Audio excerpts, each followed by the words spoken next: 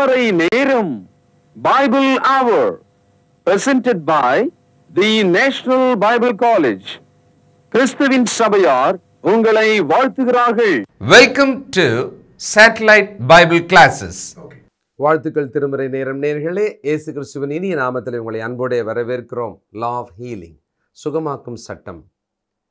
தேவன் நமக்கு சுகத்தை பல வழிகளிலே பல வகைகளிலே கொடுப்பார். இந்த வகையில் தான் கொடுப்பாருன்னு நாம் யூகம் பண்ண முடியாது. வியாதி உள்ள ஒரு மனுஷன், அதுவும் 38 வருஷம் தண்ணீர் கலக்கும்போது போய் அங்கே தான் தொட்டால் சுகமாகலாம் நம்பிட்டு இருக்கிறாரு. இயேசு சுகமாக விரும்புகிறாயான்னு கேட்டார். ஆமாம் அப்படின்னு சொல்லி தன்னுடைய குறைய தன்னுடைய நிலையை எடுத்து சொன்ன பிறகு அந்த தண்ணியில் இழுத்துன்னு போய் விட்டாரான்னா இல்லை, நீ எழுந்து நடன்ட்டார், சுகமாயிட்டான். அப்போது தேவன் நமக்கு கொடுக்குற சுகத்தை இன்ன வழியில் இன்ன வகையில் கொடுப்பார் என்று நம்மால் சொல்ல முடியாது. நாம் விசுவாசித்தால் தேவன் நமக்கு சுகத்தை கொடுக்கிறவர். அவர் சுகம் கொடுப்பார். அவர் எப்படி வேணாலும் கொடுப்பார். ஏன்னா அவரால் ஆகும். உதாரணத்துக்கு 1 பேதுரு 2:24 பாருங்களேன். அந்த கடைசியில் என்ன இருக்குது அப்படின்னா, அவருடைய தழும்புகளால் குணமாகிறோம். காயங்கள் ஆறிடும், ஆனால் தழும்புகள் சில நேரம் சாகிற வரைக்கும் இருக்கும். நமக்கெல்லாம் அப்படி தான் ஒரு விஷயம் அனுபவம் இருக்குது.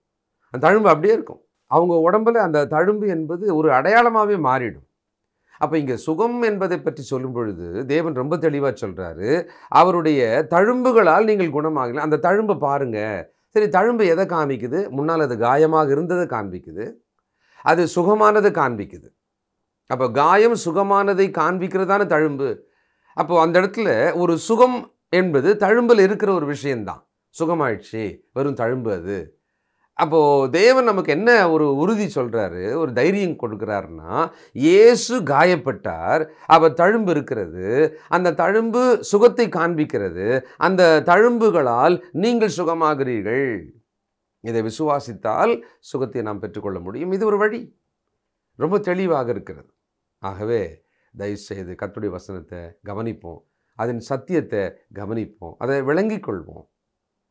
பிறகு அதை விசுவாசித்தால் வருகிற நன்மையை பலனை நாமோ அடைய முடியும். தேவனுடைய வசனங்களுக்கு உங்களை ஒப்புக்கொடுங்கள். இன்றைக்கும் நம் சுகத்தை விரும்புகிற தேவன், அவரை நோக்கி கூப்பிடும் பொழுது சுகம் கொடுக்கிற தேவன். வியாதிப்பட்டிருக்கும் பொழுது மூப்பர்களை வரவழைங்க, அவங்க வந்து ஜெபிப்பாங்க, எண்ணெய் பூசி ஜெபிப்பாங்க. பாவங்களை ஒருவேளை நீங்கள் அறிக்கையிட்டால் அறிக்கையிடுங்க, தேவன் உங்களுக்கு மன்னிப்பார், சுகத்தையும் கொடுப்பார் என்று புதிய ஏற்பாடு நமக்கு சொல்லுகிறது. அப்போது சுகம் வேணும், எல்லாருக்கும் வேணும். வீட்டில் சுகவீனங்கள் நிறைய இருக்குது, சுகம் வேணும்.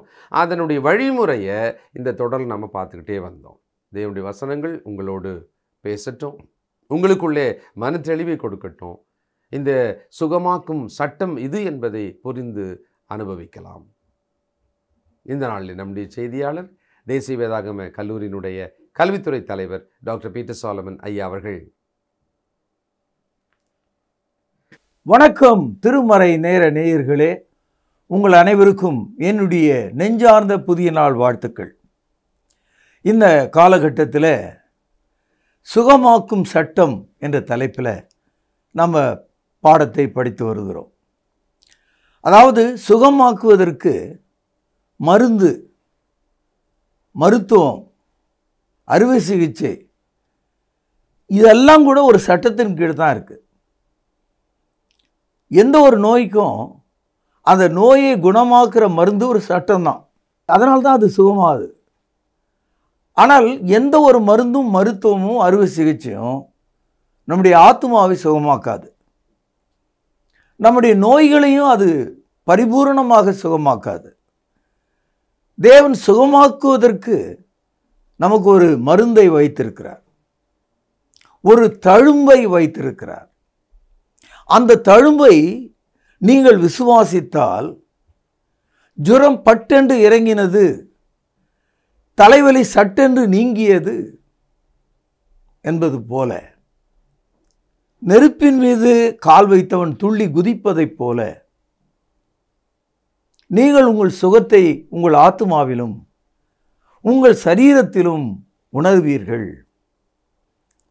1 பேதுரு 2வது அதிகாரம் 24வது வசனம்.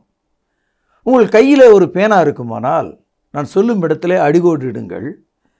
நாம் பாவங்களுக்கு செத்து அடிகோடிடுங்கள், நீதிக்கு பிழைத்திருக்கும்படி அடிகோடிடுங்கள். அவர் தாமே தமது சரீரத்திலே நம்முடைய பாவங்களை சிலுவையிலே சுமந்தார், அடிகோடிடுங்கள். அவருடைய தழும்புகளால் குணமானீர்கள். இங்கே சுகமாக்கும் சட்டம் முதலாவது நம்முடைய பாவ மன்னிப்பை போதிக்கிறது. The law of healing teaches, first of all, the forgiveness of sin. இந்த பாவ மன்னிப்பு இயேசு சிலுவிலே அறையப்பட்டார் என்றதாக இருக்கிறது. அவருடைய மரணம் நமக்கு பாவ மன்னிப்பாக பேசப்பட்டிருக்கு. இப்பொழுது அவருடைய தழும்புகள், அந்த காயங்கள் ஆறிய தழும்புகள் நம்மை சுகப்படுத்தும் மருந்தாக மாறிவிடுகிறது. Jesus was crucified on the cross. His body was nailed to the cross. The wounds were healed and become stripes. When you believe on it, you shall be healed. சகோதரர்களே, யோவான் எழுதிய சுவிசேஷம் 20ஆம் அதிகாரம் 17வது வசனம் கவனியுங்கள். இயேசு அவளை நோக்கி, என்னை தொடாதே, நான் இன்னும் என் பிதாவினிடத்திற்கு ஏறி போகவில்லை. நீ என் சகோதரிடத்தில் போய், நான் என் பிதாவினிடத்திற்கும் உங்கள் பிதாவினிடத்திற்கும் என் தேவனிடத்திற்கும் உங்கள் தேவனிடத்திற்கும் ஏறி போகிறேன் என்று அவர்களுக்கு சொல் என்றார். இயேசு கிறிஸ்து மரித்தோர்ந்து எழுந்தாரே, அவருடைய காயங்கள் ஈரமாக இருந்தது. அது காய வேண்டும். அப்பொழுது அது தழும்புகளாக மாறும். அது தழும்புகளாக மாறும்போது அதை விசுவாசிக்கிற மனிதனுக்கு தெய்வீக சுகத்தை அவர் கட்டளையிடுகிறார். யோவான் 20ஆம் அதிகாரம் 26 முதல் சில வசனங்களை வாசிக்கிறேன், கவனியுங்கள்.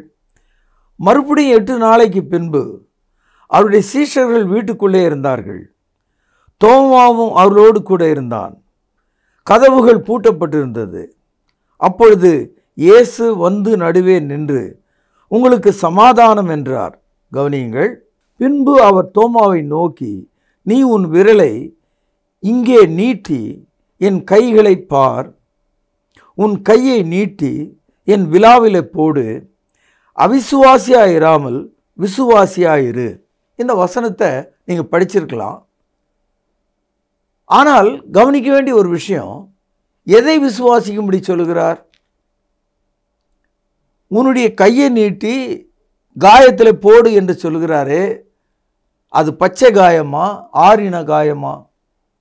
இப்பொழுது அது தழும்பாக இருக்கிறது, அங்கே வலி இல்லை அவருக்கு. ஆகவே உன்னுடைய விரலை இங்கே போடு, உன் கையை இங்கே போடு என்று சொல்லுகிறார். லூக்கா எழுதிய சுவிசேஷம் 24ஆம் அதிகாரம் 38வது வசனத்திலிருந்து வாசிக்கிறேன். புதிய ஏற்பாட்டில் 123வது பக்கம். அவர் அவர்களை நோக்கி, நீங்கள் ஏன் கலங்குகிறீர்கள்? உங்கள் இருதயங்களில் சந்தேகங்கள் எழும்புகிறது என்ன? நான் தான் என்று அறியும்படி கவனியுங்கள், என் கைகளையும் என் கால்களையும் பாருங்கள். கவனியுங்கள், என்னை தொட்டு பாருங்கள்.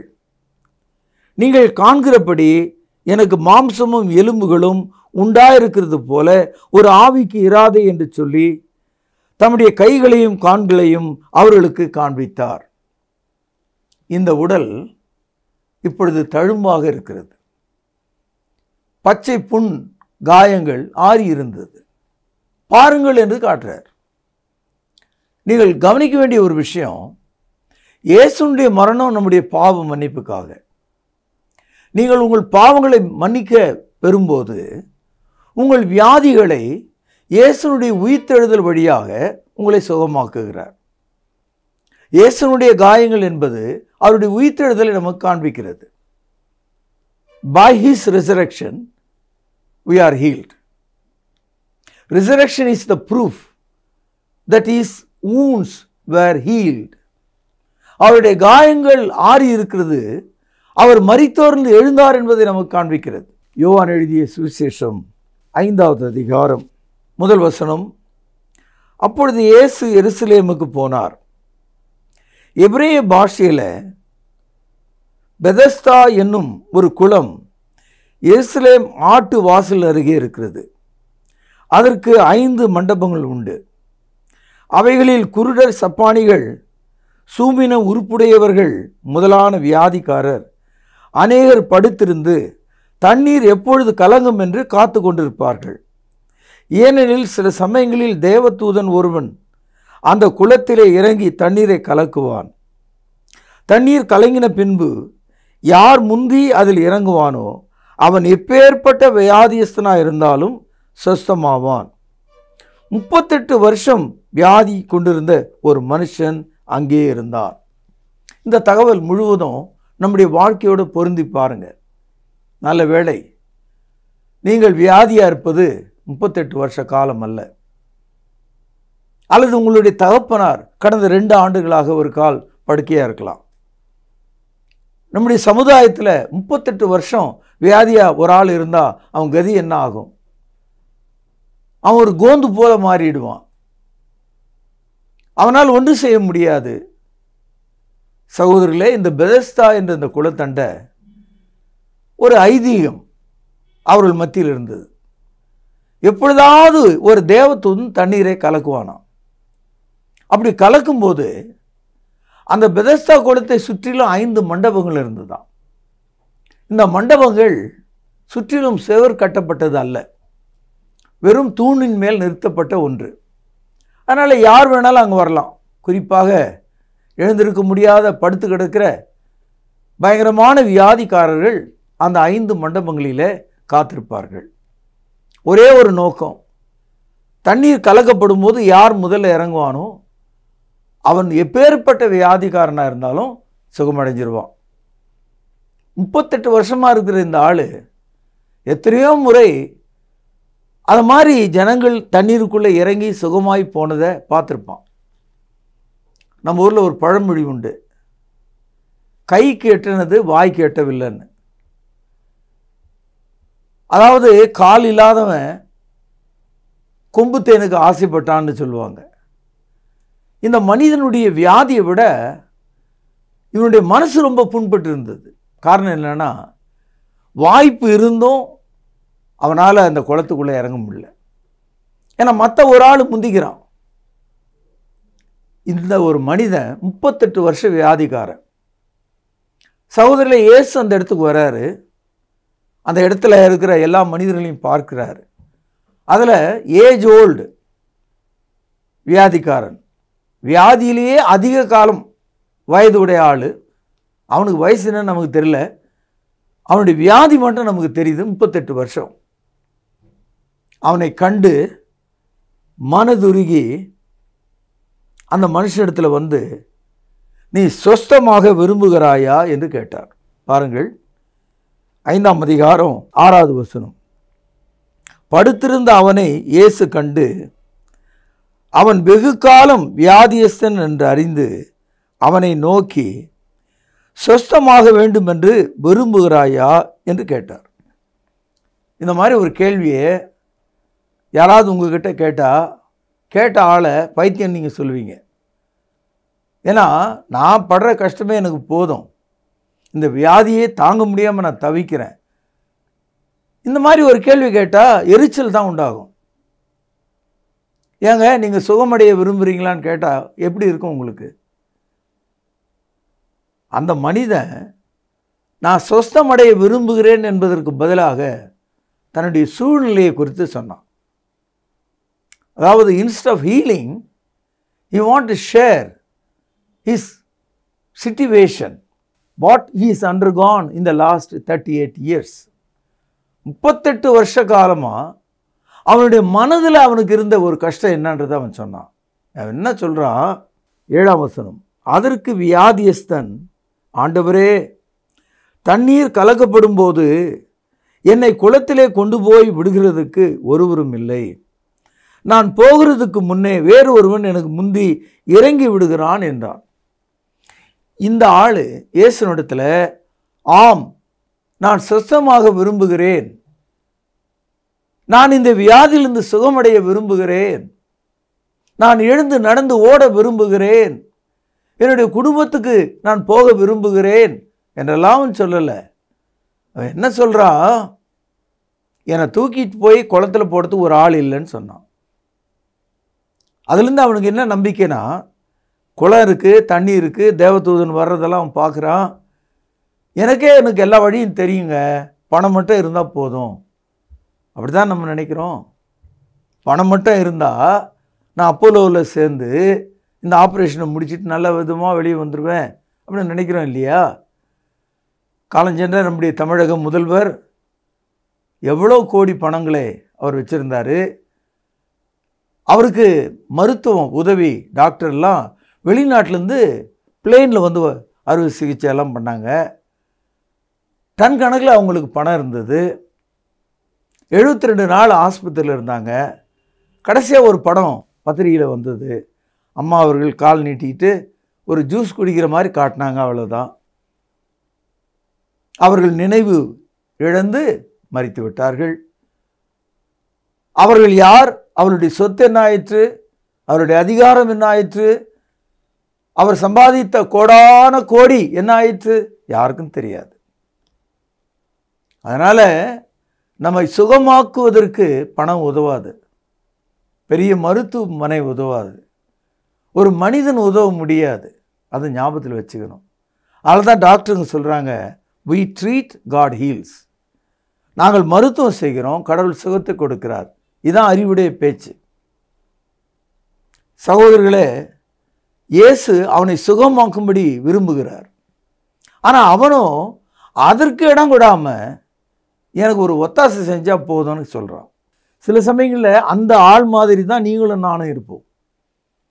நாம் சுகமாக்கும் சட்டத்தை தெரிந்து கொள்ளாமல் நாம் கவலையோட 38 ஆண்டுகளாக இந்த பொல்லாப்பு நிறைந்த இந்த உலகத்தில் நம் மீது மொய்க்கும் கொசுக்களையும் ஈக்களையும் விரட்டி கொண்டு சீழும் சகதியுமாக நாம் இருக்கக்கூடும். வலிகளிலே வேதனைகளில் நாம் வாழக்கூடும். சொஸ்தமாக விரும்புகிறாயா?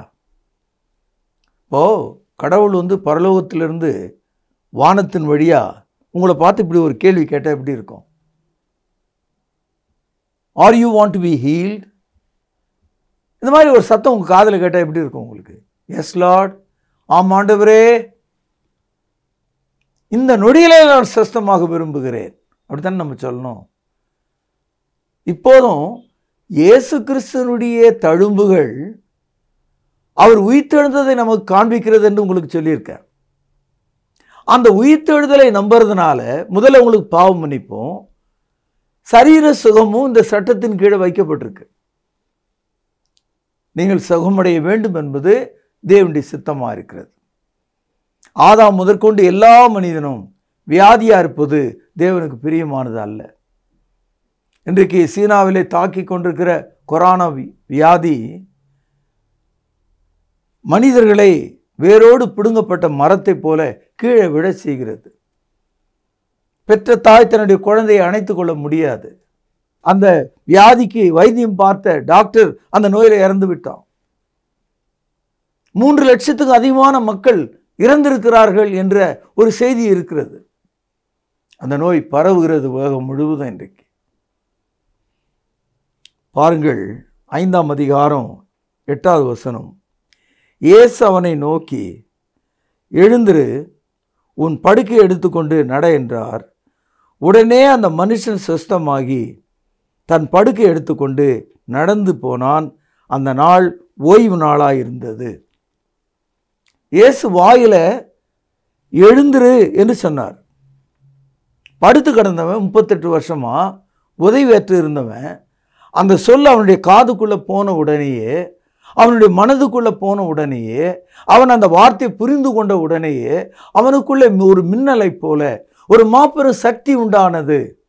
இதுவரைக்கும் கை கால் அசைக்க முடியாமல் இருந்த மனிதன் எழுந்து நின்று குனிந்து தன் படுக்கையை சுருட்டி கொண்டு அவன் புறப்பட்டு நடந்து போனான்.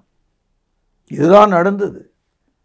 இந்த தகவல் நம்முடைய வாழ்க்கையை மாற்றுவதற்காக சுவிசேஷத்தில் நாம் படிக்கிறோம். இன்றைக்கு உங்களை சொஸ்தமாக்கும் மருந்தாக, தழும்பாக, இயேசுனுடைய உயிர்த்தெழுந்த சரீரம் தழும்புகளாக இருக்கிறது. அதை நீங்கள் விசுவாசித்தால் அந்த தழும்புகளாலே நீங்கள் சுகமாவீர்கள். சங்கீத புத்தகம் 118வது அதிகாரம் 17-18 வசனங்கள். நான் சாவாமல் பிழைத்திருந்து கர்த்தருடைய செய்கைகளை விவரிப்பேன். கர்த்தர் என்னை வெகுவாய் தண்டித்தும் என்னை சாவுக்கு ஒப்பு கொடுக்கவில்லை. இந்த வசனம் எவ்வளோ உண்மையாக இருக்குது பார்த்தீங்களா? 38 வருஷம் வியாதியஸ்தனாக பெதஸ்தா குளத்தண்டை இருந்தானே, அவனை தேவன் சாவுக்கு ஒப்பு கொடுக்கவில்லை. அந்த வியாதி அவனுக்கு ஒரு தண்டனை இருந்தது, உண்மைதான். ஆனால் இப்பொழுது அவன் தேவனுடைய கிரியைகளை செய்கைகளை விவரித்து சொல்கிற மனிதனாக மாறிவிட்டான். உங்கள் வியாதிகளிலே நீங்கள் சுகமடைய வேண்டுமானால் ஒரு பொருத்தனை பண்ணிக்கொள்ளுங்கள். Lord, I will give you a great testimony for you. ஆண்டவரே, உம்மை குறித்து ஒரு பெரும் சாட்சியை நான் கொடுப்பேன். என்னை சுகமாக்கும்.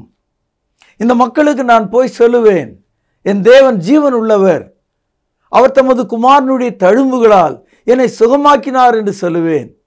நீங்கள் ஒரு தீர்மானத்துக்கு வரணும். சங்கீதம் 103:5 வசனங்கள். அவர் உன் அக்கிரமங்களை எல்லாம் மன்னித்து உன் நோய்களை எல்லாம் குணமாக்கி உன் பிராணனை அழிவுக்கு விலக்கி மீட்டு உன்னை கிருபையினாலும் இரக்கங்களாலும் முடிச்சூட்டி நன்மையினால் உன் வாயை திருப்தியாக்குவார். கழுகுக்கு சமானமாய் உன் வயது திரும்ப வாழ வயது போலாகிறது. எவ்வளோ ஆறுதலான ஒரு வசனம். முதலாவது, நம்முடைய வியாதி நீங்குவதற்கு பதிலாக நம்முடைய அக்கிரமங்களிலிருந்து நாம் விடுதலையாக வேண்டும். நம்முடைய பாவங்களிலிருந்து நாம் விடுதலையாக வேண்டும். பாவிகளை ரட்சிக்க இயேசு இந்த உலகத்திற்கு வந்தார். அதை நீங்கள் விசுவாசிக்க வேண்டும். உங்கள் பாவங்களுக்காக அவர் சிலுவிலே மரித்தார். அதை நீங்கள் விசுவாசிக்க வேண்டும். அப்பொழுது உங்கள் நோய்களை எல்லாம் அவர் குணமாக்கி உங்கள் பிராணனை அழிவுக்கு விலக்கி மீட்டு உன்னை கிருபையினாலும் இரக்கங்களினாலும் முடிச்சூட்டுவார். உன்னுடைய வயது வெற்றி வயதாக மாறும்.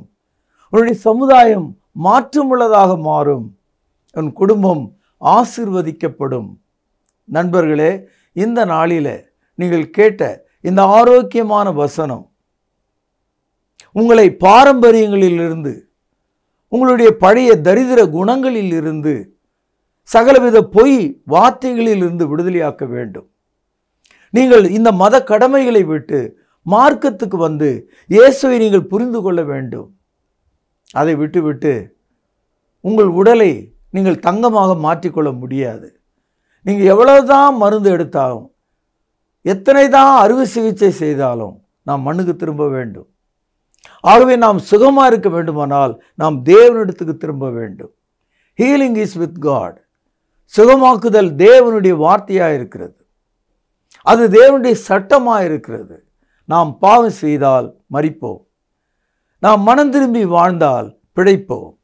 நம்முடைய நோய்களும் சுகமாகும் என்று சொல்லி உங்களையும் உங்கள் வீட்டாரையும் ஆசீர்வதித்து இந்த செய்தி இங்கே நான் நிறைவு செய்கிறேன். கர்த்தராகிய இயேசு கிறிஸ்துவின் கிருபையானது உங்கள் அனைவரோடும் இருப்பதாக பிரார்த்தனை செய்வோம். மகா பரிசுத்த நிறைந்த எங்கள் அன்பான தகப்பனே, நாங்கள் புரிந்து கொண்டோம். பெதஸ்தா குளத்தண்டை இருந்த அந்த மனிதன் தனக்கு ஒரு மனித உதவியே தேடினான். ஆனால் நாங்களோ எங்கள் ஆண்டவர் இயேசுவின் உதவியை நாடுகிறோம். அவருடைய உயிர்த்தெழுதலை விசுவாசிக்கிறோம், அறிக்கையிடுகிறோம். அவருடைய தழும்புகளால் எங்களை சுகமாக்கும். எங்கள் வீட்டில் படுத்திருக்கிற எங்கள் தாய் தகப்பன், எங்கள் அன்பு குழந்தைகளை சுகமாக்கும். உண்மையே நம்பி தஞ்சமாய் கொள்ள எங்களுக்கு உதவி செய்தரலும். எங்களுக்கு அற்புதத்தை செய்தரலும்.